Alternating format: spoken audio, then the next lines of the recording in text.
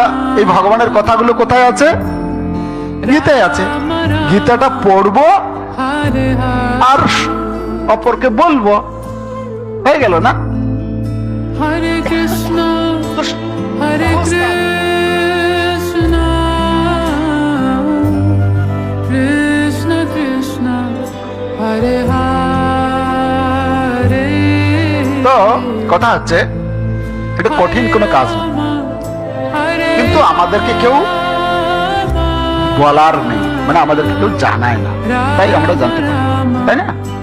তাহলে আজকে জানতে পারলেন ভগবানের ভজন কি করে করা যাবে।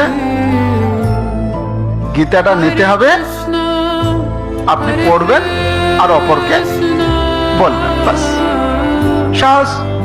ভগবান বলছেন তাহলে আমি খুশি হয়ে যাব, ঠিক আছে? সহজ কাজ। বোধায়াম তো পরস্পরম, মানে একে অপরের সঙ্গে আলোচনা। যখন এখন আমরা যে আলোচনা করছি, এটা কি হচ্ছে? ভগবানের ভজন করছি আমরা। এটা কি হচ্ছে? ভগবানের ভজন। তাহলে ভগবানের ভজন হয়ে যাচ্ছে। বোধায়ান্ত পরস্পরম কথায়ান্তস্য মান নিত্যম। এটা করলে কি হবে? তুষ্যন্তি চ।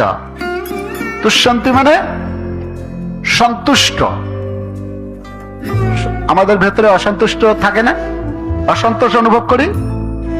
তো যখন আমরা ভগবানের কথা শুনবো তখন কি হবে? সন্তুষ্টি লাভ হবে। হ্যাঁ, আমার মনে হবে বাহ কত সুন্দর, তাই না? শুধু সন্তুষ্টি হবে না, রমন্তি চ। রমন্তি মানে আনন্দ অনুভব করব। সন্তুষ্টি হচ্ছে যখন আমার এটা চাই ওটা চাই ওটা চাই, এটা থাকবে না, মানে আমি সন্তুষ্ট। পেট ভরে গেছে, ক্ষুধা লেগেছিল, পেট ভরে গেছে মানে সন্তুষ্ট।